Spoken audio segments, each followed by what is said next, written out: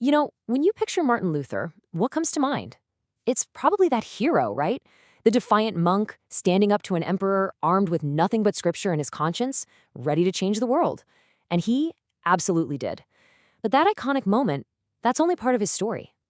There's a final chapter, one we don't often talk about, that's just as revealing. And get this, by 1531, Luther himself kind of felt his major work was done.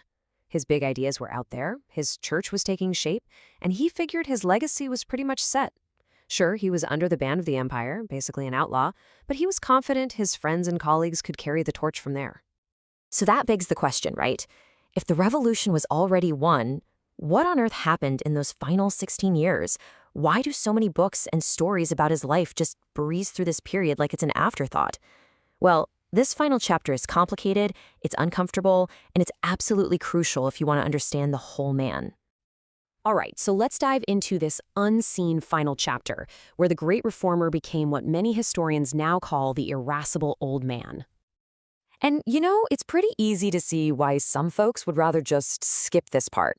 We're about to look at some really difficult stuff, but the point here isn't to tear down a hero. It's to see him completely, to see him grappling with power, with the purity of his doctrine, and, yeah, with his own very human flaws.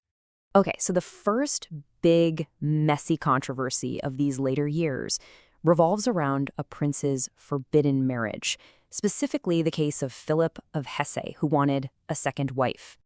The way this whole thing unfolds is, well, it's pretty wild.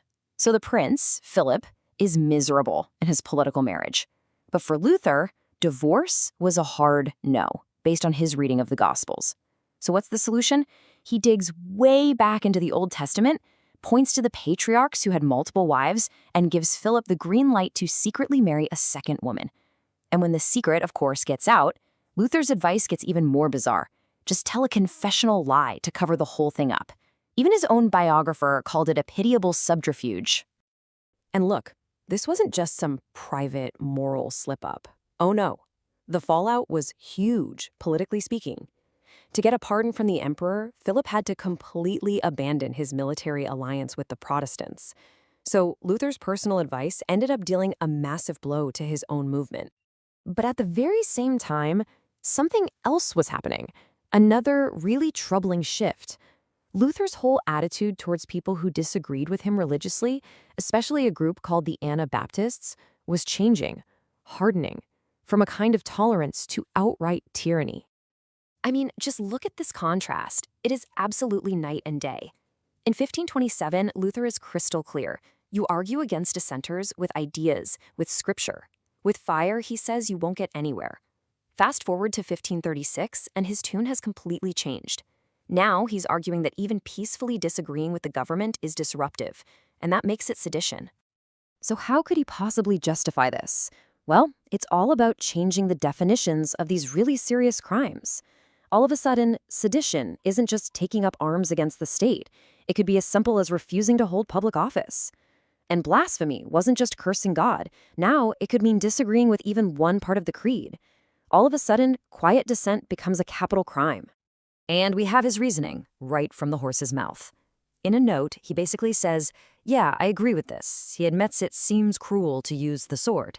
But to him, the spiritual danger, the idea that these people were corrupting souls and undermining society, was an even greater cruelty. And that was his justification for signing off on state-sponsored executions for religious beliefs. You'd think that would be the end of it. But this hardening of his views, it didn't stop with other Christians. And this next part is, frankly, the hardest part of his story to talk about. His attitude towards the Jewish people. What started as a hope that they would convert to his brand of Christianity soured into this bitter, ugly, and outright hostility. I mean, what he recommended in one of his later writings is, it's just shocking. He called for them to be deported, a kind of enforced Zionism, and if that didn't work, he said to burn their synagogues, take away their holy books, ban them from money lending, and force them to work the land. Now, the source material is very clear that his motives were religious, not racial. He saw the refusal to convert as the ultimate sin, but you just can't deny the violent intolerance in his words. Okay, so after all of that, this really dark final chapter, how in the world are we supposed to make sense of a man like Martin Luther? how do we balance these incredible, world-changing accomplishments against these really profound and disturbing flaws? You have to understand, his impact on Germany alone it's almost impossible to wrap your head around. His translation of the Bible didn't just spread his ideas, it literally created the modern German language. He completely reshaped the idea of the Christian family. He wrote the catechisms, the hymns, the liturgy that are still used today. His influence runs so deep that phrases from his Bible are just normal German phrases now. And that's just Germany. His influence exploded across the entire world. He kicked off basically every Protestant movement that followed. His translation work became the model for the English Bible. His political ideas about resisting tyrants were picked up by groups like the Calvinists and the Puritans. Even the Catholic Church was forced to reform itself in response to him. For better or worse, his actions completely redrew the religious and political map of the world. But to really get Luther, really get him, you have to understand his vision of God. This wasn't some soft, philosophical idea. This was the God of the Old Testament, a being of immense, terrifying, unknowable power, the all-terrible. But at the same time, this was also the all-merciful God, whose love could only be truly known through the weakness and sacrifice of Christ. And right there, that's the central paradox of the man, isn't it?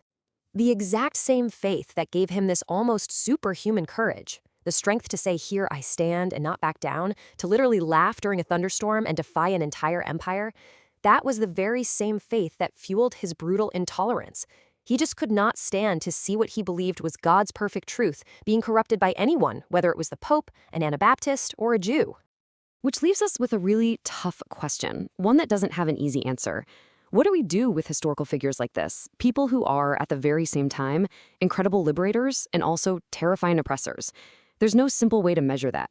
But confronting the whole story, the good and the very, very bad, is really the only way we can begin to understand our past, and maybe even a little bit of ourselves.